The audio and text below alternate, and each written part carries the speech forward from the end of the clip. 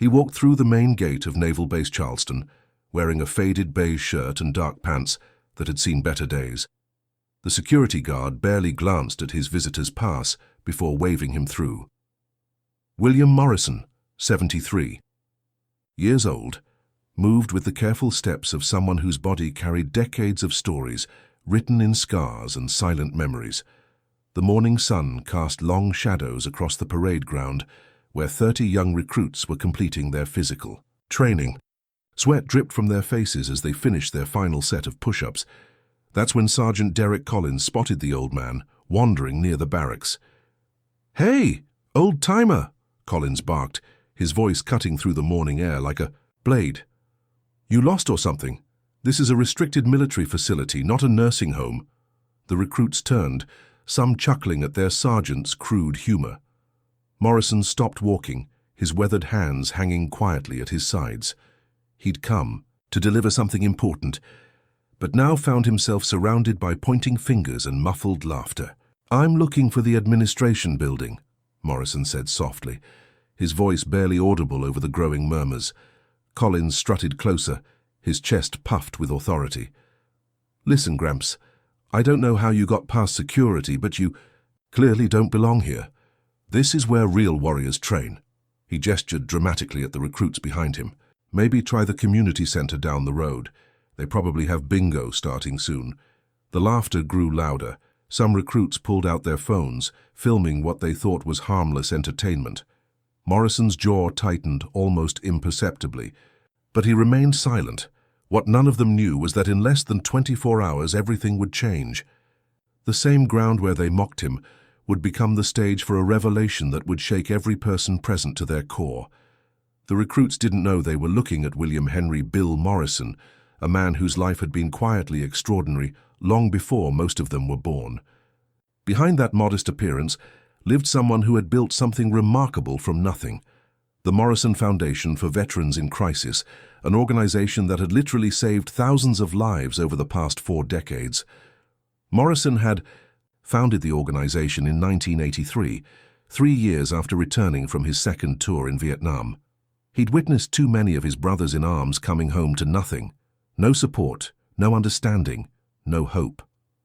So he mortgaged his small house, sold his truck, and opened the first veteran crisis center in a converted garage in Charleston. The foundation started with Morrison answering a single phone line at 3 in the morning, talking desperate veterans off ledges, both literal and metaphorical. He'd drive hundreds of miles to reach someone in crisis, carrying nothing but a thermos of coffee and an unwavering belief that every life mattered. One story defined everything Morrison stood for. In 1987, a young Marine named Marcus Rivera called the hotline at 2 a.m. drunk and holding his service weapon. He'd lost his leg in Beirut and couldn't find work. His wife had left. His children wouldn't speak to him. Morrison stayed on the phone for 6 hours, then drove 400 miles through a blizzard to Marcus's apartment in Detroit. He didn't just talk Marcus down, he helped him rebuild. Morrison connected him with prosthetic specialists, job training, programs and counseling services. Today, Marcus Rivera runs 3 successful auto repair shops and has saved dozens of veterans himself. He calls Morrison every Christmas without fail. The foundation grew quietly, methodically. Morrison never sought publicity or recognition. He believed healing happened in silence, in the sacred space between one veteran's story and another's understanding. By 2025, the Morrison Foundation operated 17 crisis centers across the Southeast, maintained a 24-hour hotline staffed by trained veteran counselors, and had prevented over 3,000 documented suicides. Morrison had personally counseled more than 15,000 veterans, many of whom never learned his full name. They knew him simply as Bill, the guy who answered when nobody else would listen. What made Morrison's work even more remarkable was how he funded it. Unlike other non-profits that relied on government grants or corporate donations, Morrison had built a network of small businesses, a coffee shop chain called Brothers Brew, a construction company specializing in accessible housing, and a security firm that exclusively hired veterans. Every dollar of profit went directly back into the foundation. He'd revolutionized veteran care by creating what he called Dignity First Intervention. Instead of treating veterans like broken soldiers who needed fixing, Morrison's approach recognized them as whole human beings who needed support navigating a world that often didn't understand their sacrifices. His programs included everything, from immediate crisis intervention to long-term career training, from family counseling to legal advocacy. The Morrison Foundation had successfully reintegrated over 8,000 veterans into civilian life, with a recidivism rate of less than 3%, unheard of in veteran services. But perhaps Morrison's greatest innovation was the Silent Service Program, a network of veteran volunteers who quietly identified struggling former servicemen and women in their communities and connected them with resources before crisis hit. These volunteers worked as bartenders, mechanics, teachers, and clerks, always watching for signs that a fellow veteran might need help. Morrison himself embodied this philosophy. He lived modestly in the same small house he'd bought after the war, drove a 15-year-old pickup truck, and wore clothes until they fell apart. Every luxury he denied himself became resources for another veteran's recovery. The irony wasn't lost on Morrison as he stood there being mocked by future servicemen. These young recruits had no idea that the lost old man they were humiliating had probably done more for military families than anyone on that base. But something was shifting in the air around him. A few older staff members had begun to notice the commotion. Master Chief Sarah Williams, a 20-year Navy veteran, emerged from the administrative building and saw the crowd gathered around Morrison. Something about the old man's posture, the way he stood under pressure, reminded her of someone. She'd heard stories about a legendary veteran who ran crisis intervention programs, a man who'd allegedly saved more military lives than some entire medical units. The name Morrison echoed in her memory from veteran support conferences she'd attended. Meanwhile, Collins was warming up to his performance. "You know what, boys?" he called to his recruits. "I think our visitor here wants to show us how tough his generation was. Maybe he's got some war stories about walking uphill both ways to battle." The crowd of recruits grew larger as word spread. Some had finished their training early and joined the circle.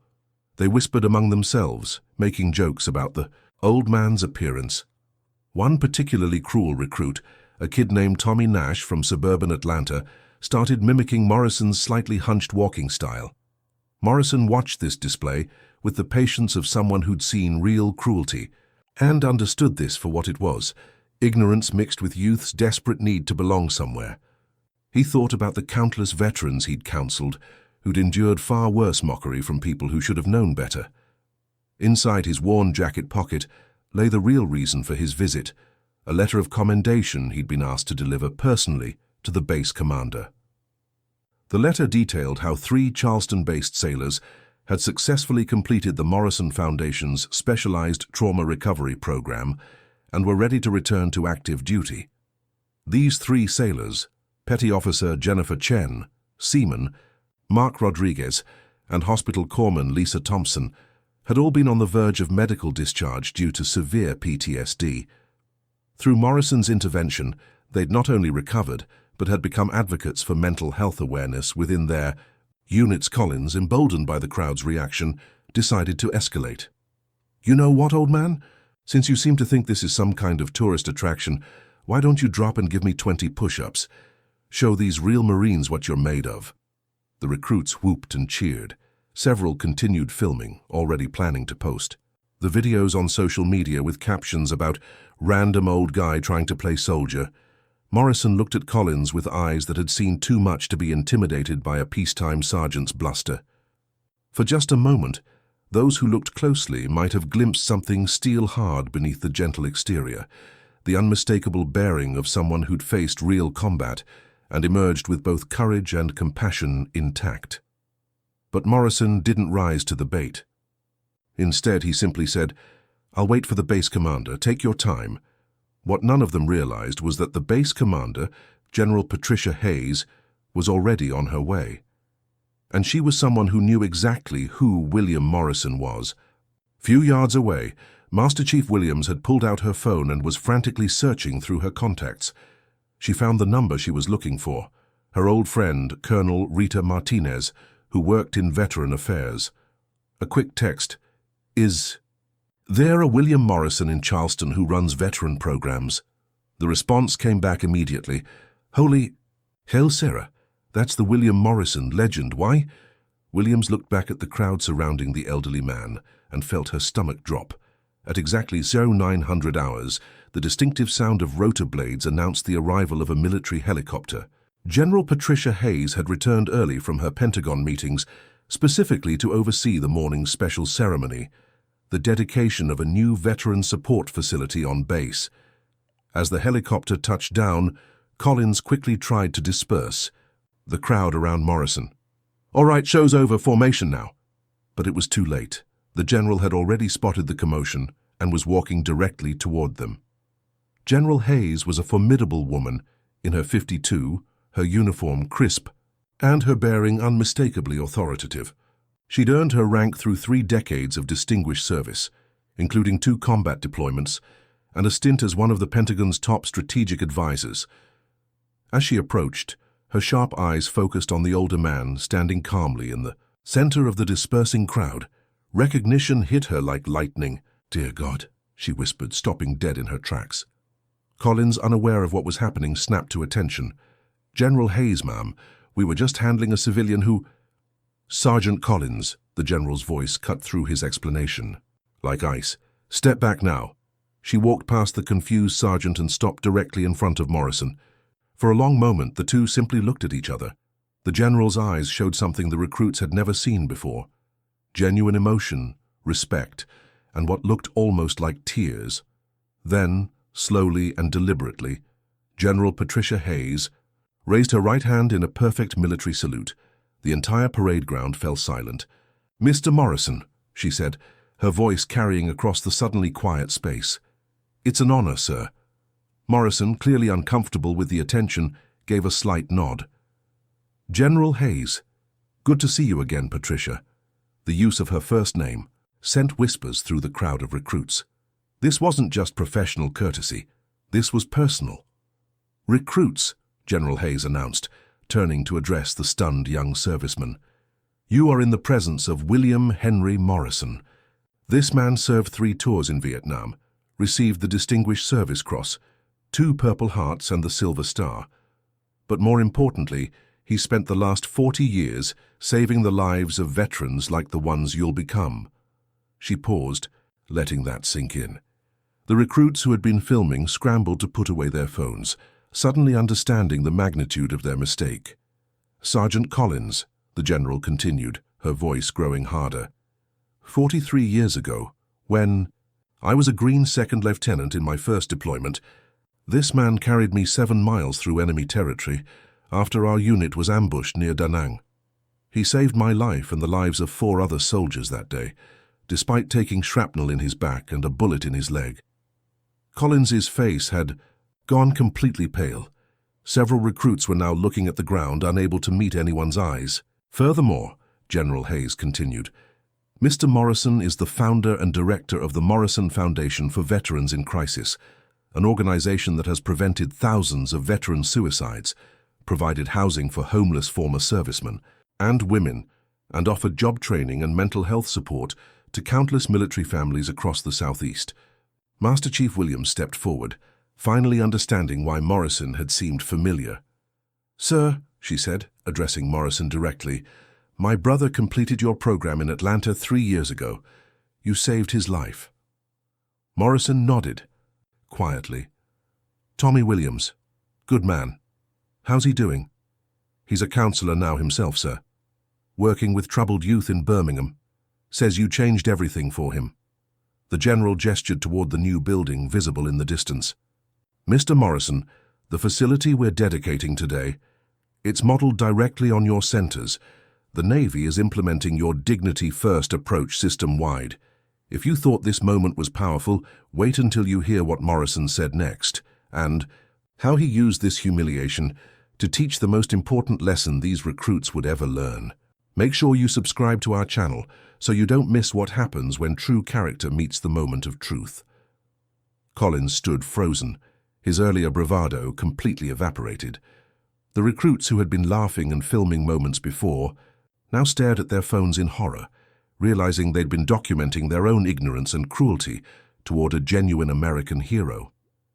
General Hayes continued, her voice steady but loaded with disappointment. Sergeant Collins, your conduct toward a decorated veteran and distinguished civilian visitor is unacceptable.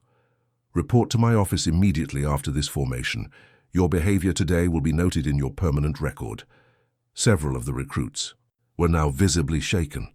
Tommy Nash, the kid who had been mimicking Morrison's walk, looked like he might be sick. Morrison noticed the young man's distress and made a mental note. Furthermore, the general announced, every person who participated in this exhibition will report for sensitivity training and will write formal letters of apology, not just to Mr. Morrison, but to the veteran community this base serves. She turned back to Morrison. Sir, I believe you have something for me? Morrison reached into his jacket and withdrew the commendation letter he'd come to deliver. 3 of your sailors completed our residential program last month. Outstanding young people. They're ready to return to full duty.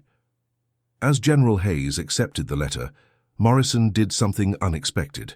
Instead of accepting the apology that was clearly coming or demanding further consequences for Collins, he stepped forward and addressed the assembled recruits directly. 43 years ago, Morrison began, his voice carrying clearly across the parade ground, I was exactly your age. Scared, cocky, absolutely certain I knew everything about courage and honor. It took enemy fire and watching good people die for me to learn that real strength isn't about proving yourself to others. He gestured toward Collins. Your sergeant made a mistake today, but that mistake doesn't define him any more than my old clothes define me. What defines us is what we do when we realize we've been wrong. Morrison walked closer to the recruits, his voice growing stronger. Some of you filmed what happened here. You thought you were capturing something funny. Instead, you documented something much more valuable. A reminder that dignity isn't determined by appearance, age, or civilian status. Every person you meet carries stories you can't see. He paused, looking directly at Tommy Nash. Young man, come here. Nash approached reluctantly, his face flushed with shame. What's your name, son? Tommy Nash, sir, from Atlanta. Morrison smiled. Slightly. I know Atlanta well. Helped a lot of good people there. You made fun of how I walk earlier. Want to know why I walk this way? Nash could barely whisper. Yes, sir. Took shrapnel in my spine and hip in 1969. Spent 8 months learning to walk again. But you know what? Every step reminds me I'm alive when 19 good men from my unit aren't. Every day I get to help another veteran is a gift they paid for. He placed a gentle hand on Nash's shoulder. The question isn't whether you made a mistake, son. The question is what you're going to do with this lesson. Morrison turned back to the entire formation. One day, you'll finish your service and return to civilian life. You'll walk into stores, offices, and public spaces wearing regular clothes instead of uniforms. Some people might see you as just another face in the crowd. Remember this moment. Remember how it felt to realize you'd misjudged someone completely. Collins, who had been standing at rigid attention, stepped forward. Sir, I owe you an apology. My behavior was inexcusable. I dishonored my uniform and everything it represents. Morrison studied the younger man for a moment. Sergeant, the best apology you can offer isn't to me. It's to every veteran you encounter from now on. Treat them with the respect they earned, through service, regardless of how they look or where you meet them. General Hayes watched this exchange with visible pride and something approaching awe. This was exactly why Morrison's foundation had been so successful. He turned every encounter into an opportunity for growth rather than revenge. There's something else you all need to understand, Morrison continued. The men and women you'll serve alongside the veterans you'll become. We're not perfect. We're not superhuman. We're people who chose to serve something bigger than ourselves. And when we're done serving, we go back to being regular people who sometimes struggle, sometimes fail, and sometimes need help. He pointed toward the memorial wall. Every name on that wall represents someone who believed service mattered more than self. Don't dishonor their sacrifice by treating any veteran, past, present, or future, as less than worthy of respect. The morning sun climbed higher as Morrison prepared to leave, but not before leaving the recruits with words that would echo in their minds for years to come. True honor, he said, his voice gentle but firm, isn't about the uniform you wear or the rank on your shoulders. It's about how you treat people when you think nobody important is watching. It's about recognizing that every person you encounter has fought battles you know nothing about. He gestured toward the memorial wall at the edge of the parade ground, where names of fallen servicemen were etched in black granite. The men and women on that wall didn't die so we could treat each other with cruelty or indifference. They died, believing in something better, believing we could build a world where service, sacrifice, and dignity mattered more than appearances. Morrison's voice grew quieter, but somehow more powerful. When you leave this base today, you'll meet janitors, who are combat veterans. You'll encounter homeless people who once wore uniforms with pride. You'll pass by elderly civilians who carry Purple Hearts in their hearts, even if they don't wear them on their chests. He looked directly at Tommy Nash, who was now openly crying. Young man, what you captured on your phone today wasn't entertainment, it was education. The question is, what will you do with that lesson? Morrison reached into his other pocket and pulled out a small, worn business card. He handed it to Nash. That's the number for our crisis hotline, not for you, though you can call if you ever need to. But someday you might meet a veteran who needs it. Promise me you'll remember. Nash took the card with shaking hands. I promise, sir, I'm so sorry. I know you are, son, and I forgive you. But more importantly, forgive yourself and do better. General Hayes stepped forward. Mr. Morrison, would you do us the honor of speaking at our dedication ceremony this afternoon? These recruits, all of us, could benefit from hearing more of your wisdom. Morrison smiled, the first genuine smile anyone had seen from him that morning. I'd be honored, General, but only if Sergeant Collins and these young people can attend. They've learned something valuable today. They deserve to see how the story ends. As Morrison walked toward the administration building with General Hayes, his final words carried back to the silent formation. The next time you're tempted to judge someone by their appearance, remember this morning. Remember that the most powerful person in any room might be the one you almost didn't notice. Tommy Nash looked down at the business card in his hands, then up at the retreating figure of the man he'd humiliated. In that moment, he made a decision that would change his life. When he finished his service, he would find a way to help veterans too.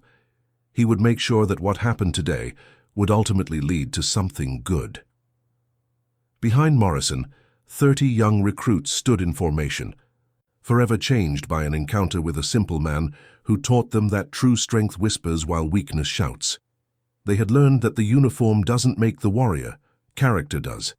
And sometimes, the greatest victory is showing mercy to those who showed you none. The most profound battles aren't fought with weapons, they're fought with character. And in that quiet moment on a military base in Charleston, a 73-year-old veteran in a faded beige shirt had won the most important battle of all, the fight for human dignity.